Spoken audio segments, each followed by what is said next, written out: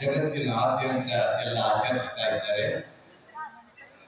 ನಮ್ಮ H R ಸ್ವಾಮಿಯವರು, ಹನುಮಂತಪ್ಪ ಕುಮಾರ್ ಅವರಿಬ್ಬರು ಜನ್ಮ ಕೊಟ್ಟಂತಹ ಎಚ್ ಆರ್ ಸ್ವಾಮಿಯವರು ನಮ್ಮ ಜ್ಞಾನ ಭಂಡಾರಕ್ಕೆ, ಇಡೀ ಕರ್ನಾಟಕದ ತಿಳುವಳಿಕೆಯ ನಿಧಿಗೆ ಅಪೂರ್ವವಾದಂತಹ ಕೊಡುಗೆ ಕೊಟ್ಟಿದ್ದಾರೆ.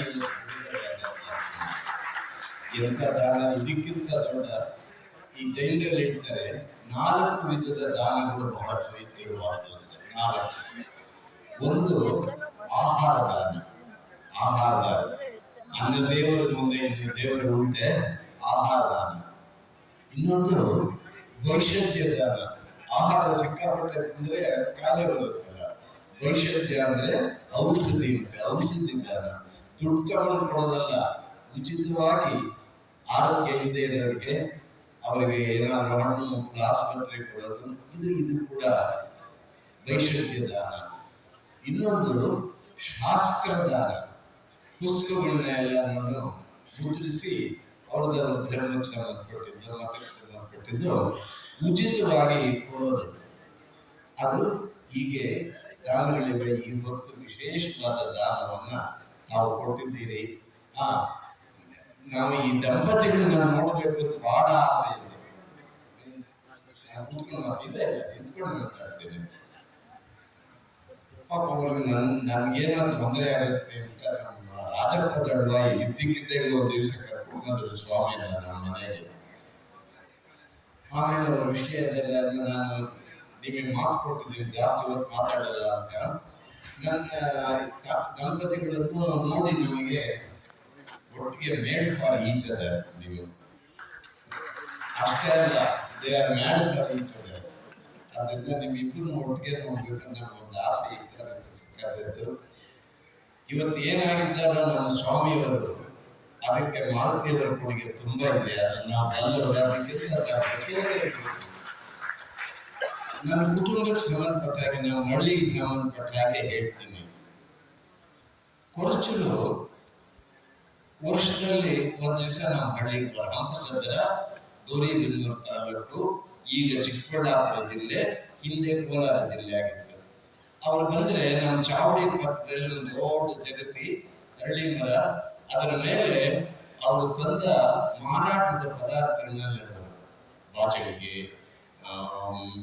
ಪಿನ್ನುಗಳು ಎಲ್ಲ ಹಾಕೊಳ್ಳೋದು. ಪಿನ್ನು ಅದರಲ್ಲಿ ಡಜನ್ ಬೇರೆ ಬೇರೆ ಸೈಜ್, 1 ಇಂಚು, 2 ಇಂಚು, 6 ಇಂಚು. ಕುಟುಂಬದಲ್ಲಿ ಎಲ್ಲ ಪಿನ್ನು ಏನಾದ್ರೆ ಗುಂಡಿ ಹೋಗ್ಬಿಟ್ರೆ ಪಿನ್ ಹಾಕೊಳ್ಳೋದು.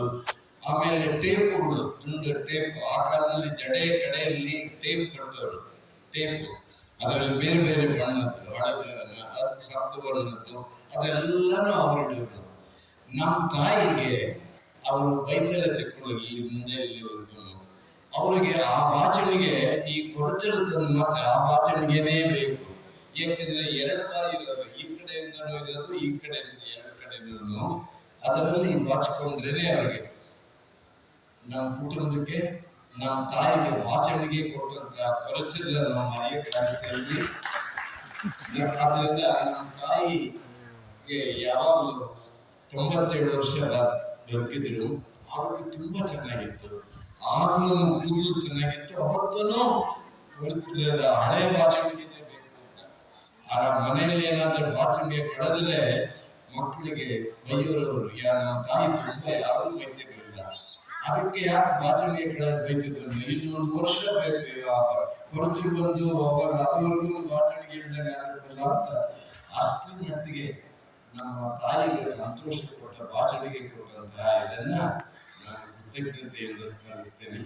ನಿಮ್ಮ ಕೊಡುಗೆ ಬಹಳ ದೊಡ್ಡದು. ಎಚ್ ಆರ್ ಸ್ವಾಮಿ ಬರೀ ವ್ಯಕ್ತಿಯಲ್ಲ,